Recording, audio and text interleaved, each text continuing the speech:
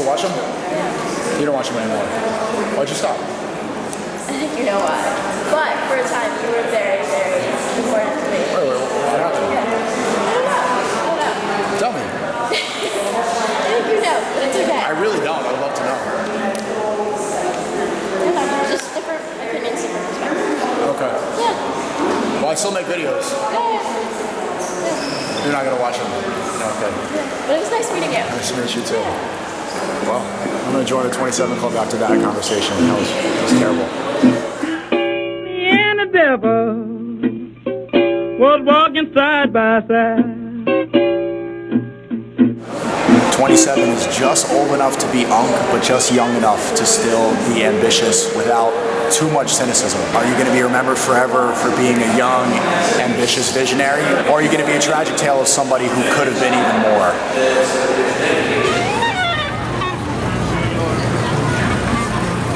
Makes no sense. So that flute player here, every time we film him with this camera, which is half the price of an iPhone, he runs away. But there's white girls in front of him with a 4K camera, which just can't do, like this, and he's fine.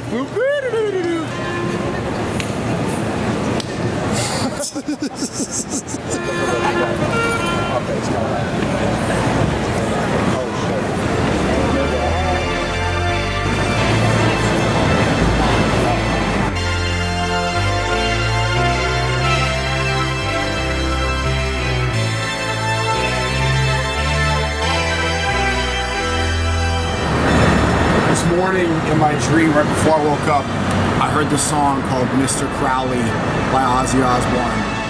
Mr. Crowley. I don't think I've heard that song for 15, 16 years. And in the dream, I had a realization of what that song actually meant. Mr. Crowley was not Ozzy Osbourne's librarian or teacher. That's the head of the Satanic Church, known for talking to the dead and using Satanism in mediums like music. Heard or thought about that song since Obama was president, but that's a perfect example of how music can seep so deep into your subconscious that you understand its meaning in a dream.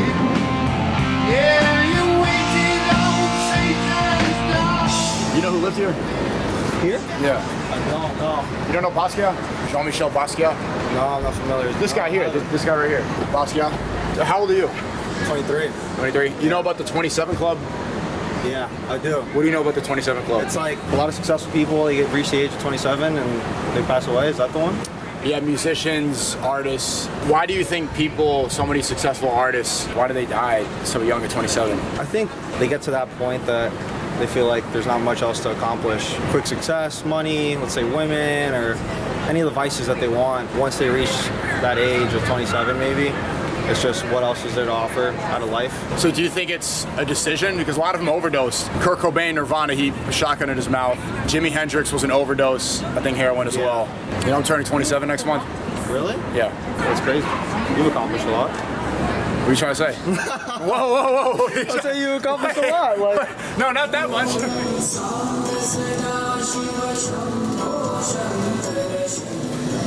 I thought I was going to a flower shop, and I think this is Witchcraft. This music is very inviting, and I don't like it.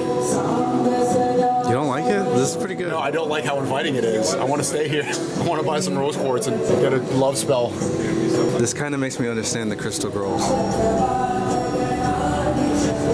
Robert Johnson is one of the first people rumored to have been known to sell his soul to the devil for talent. He was terrible at the guitar and everyone made fun of him, quit playing. He went to the woods, made a pact with somebody, then came back and was enchanting everybody with his music. He died when he was 27. And when you listen to his music now, there's something eerily good about it. The same way you listen to Nirvana now after however many years you forgot about how good they were, and you're reminded that this is almost too good. Some of Nirvana's music, if you listen to it now, taps into a part of the brain that no other media can even come close to. If you look at their concerts and the way people are worshiping, it's almost too much like a religious ceremony. Many people say the 27 Club is just a pattern that people are trying to find in a world that's meaningless. Maybe it's a combination of guilt and being overwhelmed by powers that should be reserved for the devil.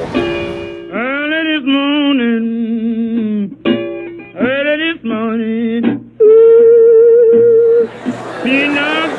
statue, bro. You're a statue. It's funny that Ozzy Osbourne gets all this criticism for being a Satanist, rightfully so, Mr. Crowley. But witchcraft and crystals is just Satanism for women. It's disguised and it's cool because it's prettier and there's nice music and fountains to go with it, but there's really not much of a difference. There's a witch right here. That's a witch. She used to get burned at the stake. Now you shop here. What's the significance of all the witches? So we are more like spiritual. It's more has to do with like energy. Oh, they cast spells? So not you attract what you want. So whether it's like something in your career or you have a blockage like in your life. Is it witchcraft? No, There's a lot of witches in there though. I know, but it's because it has to do with like tarot and oracle cards and everything like Oh, that. tarot cards. I think that's witchcraft. But it's not like negative. Well, I'm not saying positive or negative, but it is. I guess witches are the ones that do all the work in that area. Right. That's what they're called. But it's mostly like the use of herbs, crystals, oils, anything like natural. But you don't consider this satanic, you know? Yeah, I mean, back in the day in the 1500s, they did like burn people at the stake who did this. No, that's true. You know, I'm not. You've heard that before. Yeah. Well, you seem like a nice person. You don't seem like a witch. I'm not a witch. Well, do witches come here? They got to. Yeah. Yeah. The one with the candles inside? Oh, she's a witch? I guess she calls herself a witch. She calls herself a witch. Oh, she's a witch. I guess. She comes here once a month to do a class. Oh, there's a witch class taught here? Wait, so it is a witch class? She goes once a month for a witch class here. I wouldn't call it a witch class. But she calls herself a witch. I think that's a witch class. Can get a real person. Talk about spinning the block. He's really spinning that block, for real.